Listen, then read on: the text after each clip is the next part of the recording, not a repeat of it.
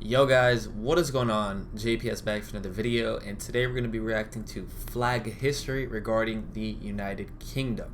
Now I'm very confused about just flags in general. I know the Union Jack, but I'm pretty sure it's different than, I don't know, I'm not going to say anything because I'm going to sound dumb. So if you guys are new here, hit the like button, hit subscribe. I'm going to learn about it before I speak because I was just going to say something really dumb. Yeah, let's get right into it. I'm pretty sure everybody knows that the British flag is a combination of the crosses of St. George of England, St. Andrew of Scotland and St. Patrick of Ireland. However, when England and Scotland first united, there were some other god-awful proposed flags. But onto the crosses. Early images of St. George never... Yo, if these are some ugly flags. This one is probably the ugliest. This one's pretty bad too. That one's horrible too. They're all bad. I think this one's decent, and this one's probably the second best, but this is the worst. This one's alright too. Alright, let's get it. Early images of St. George never show him with a cross, but this changed during the Crusades. Genoa was the first to start using the cross, and it soon spread across Europe. It has been theorized that the English sailed with the flag of Genoa in order to gain protection, so the colours could have already been established amongst the English. However, when the Crusaders first used crosses to represent their nationality, the English had a white cross in a red field, but eventually swapped with the French red cross on a white field, although it should be said that these crosses were usually worn, not flown. The cross of St. George was brought back to England, but it was used alongside the banners and crosses of other popular saints, notably St. Edmund the Martyr, who was the patron saint of England until the 14th century. It was Edward III, a militaristic king, that made the warrior St. George the patron saint of England. He ordered the soldiers to wear the cross, founded the Order of the Garter, which had the cross, and put the cross on the royal banner. The cross continued to gain in popularity and began to represent the country, in particular within the navy by the Tudor period. So thanks to its popularity and the use in the Order of the Garter, the cross of St. George survived the Reformation, when the worship of other Catholic saints was suppressed. As for Scotland, their patron saint had been St. Andrew pretty much since its inception. However, the true reasons behind why he was chosen are a bit of a mystery. In the 11th century, however, the consensus was that St. Regulus brought the bones of St. Andrew to Scotland in the 4th century. But it was only in the late 13th century that he became a national symbol when the Guardians of Scotland used the saint on their seal. Then, a century later, during the height of the 100 Years' War and the border wars with the English, the Scottish Parliament required that all soldiers wear a saltire. However, it was then worn on black. In fact, in the early days, the white saltire was flown on red and green, so it was the saltire and not the colours that represented Scotland. Blue only began to become popular in the late 15th century. It was first used by the trades of Edinburgh and gradually became established on ships, but like with England, it was not as popular as the royal banners. So both crosses had not been established for a long time before the countries united under James VI and the first flag of Britain was created. Wales was left out because it was technically part of the Kingdom of England. However, the cross of St. David was created long after the Union. After the disestablishment of the church in Wales in the early 20th century, there was a push for a new cross. Yellow and gold were chosen, but the only importance I can find behind these colours is that they were the colours of St. David's University College. The cross of St. Patrick was added in 1801 to represent the union with Ireland, but this is where it gets complicated. In 1783, the Order of St. Patrick...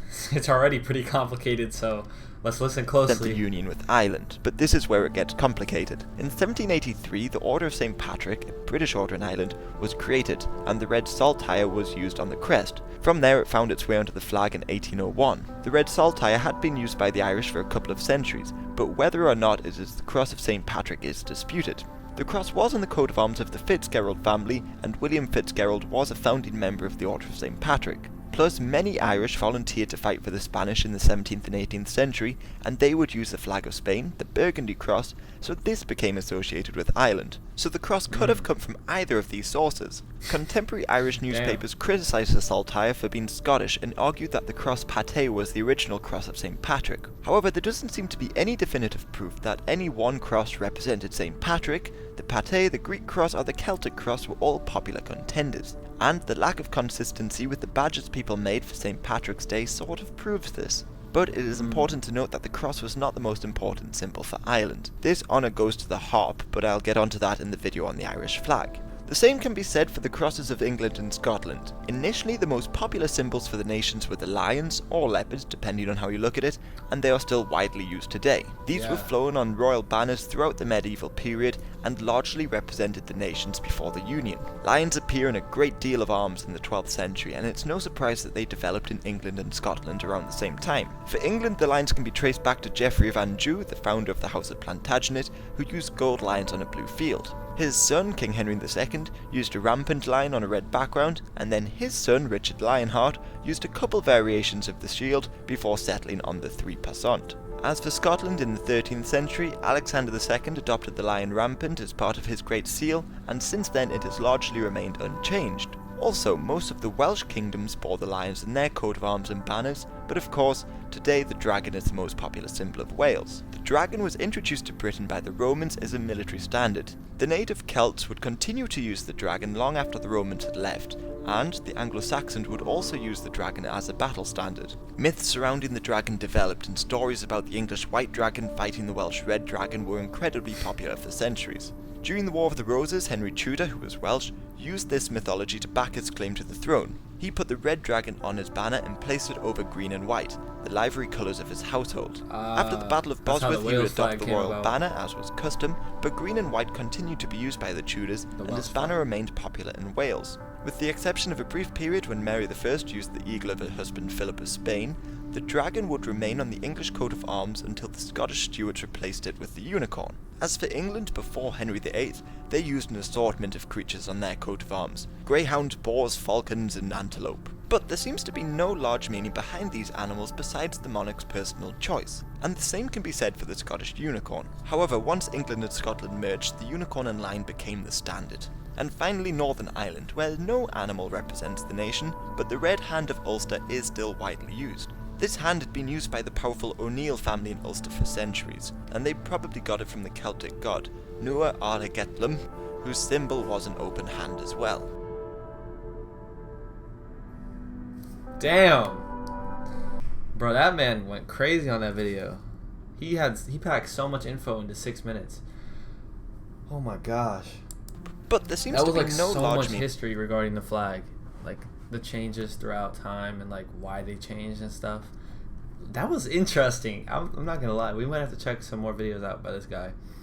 Now, I actually am curious though, why are there animals? Like, he said it was it's obviously like the monarch's choice or whatever, but like, what purpose do they serve? You know what I mean? Does it have to do with like, I don't know, I can't wrap my head around that, because the animals differ in like, they're not all fierce, they're not all powerful. It's kind of just nature, you know what I mean? Like an antelope, a boar, there's nothing really special about them. I don't know, I'm kind of curious about that. I also find it interesting how like throughout history, the thing that was always the same was that it was a cross, which shows that the United Kingdom has like very large religious ties throughout its history.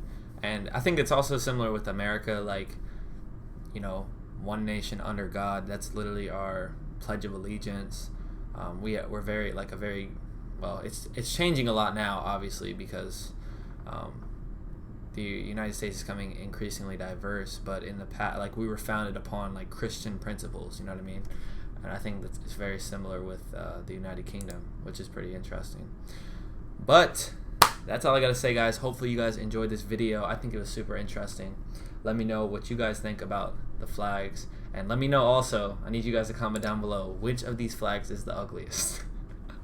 Like I said, I'm gonna have to go with the top left just because I feel like that should fill in, but you guys let me know what you think. Anyways, I'm gonna catch you guys in the next video. Peace.